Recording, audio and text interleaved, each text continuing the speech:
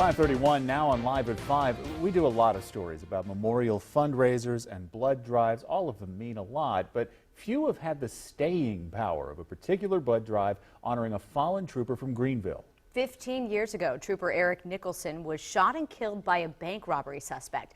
And today I spoke to his wife, who talked about how many lives he saved even after his death. 15 years later, Eric is still very much a part of my life, even though he isn't here. Misty Nicholson is a widow who has turned her own tragedy into a means of helping thousands of people. On December 6, 2000, her husband, Trooper Eric Nicholson, was shot off Woodruff Road in Greenville by a suspected bank robber. Eric actually had donated blood 2 hours before he was killed in the line of duty, and he also donated his life that day.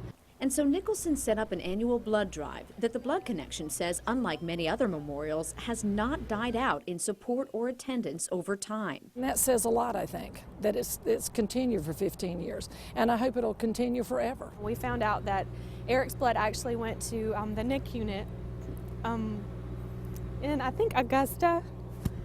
So, A little baby. a little baby. It's enough to inspire anyone to give. And listen to this. The Blood Connection tells me that over the past 14 years, this particular drive has brought in 1,516 pints. And for each pint, you can save 3 lives. So that's 4,548 people who have been helped by Trooper Nicholson's legacy. He was here to save lives, and he's still saving lives. Captain Don Dickerson was Nicholson's sergeant at the time. He says while nothing can make up for the loss, It hits you in the gut, really. keeping his memory alive by helping others is just what he would have wanted. I think he would be proud of everything that's been accomplished in his name, and I just always have felt that I owed that to him. He was my best friend, he was my husband, so I just owe that to him.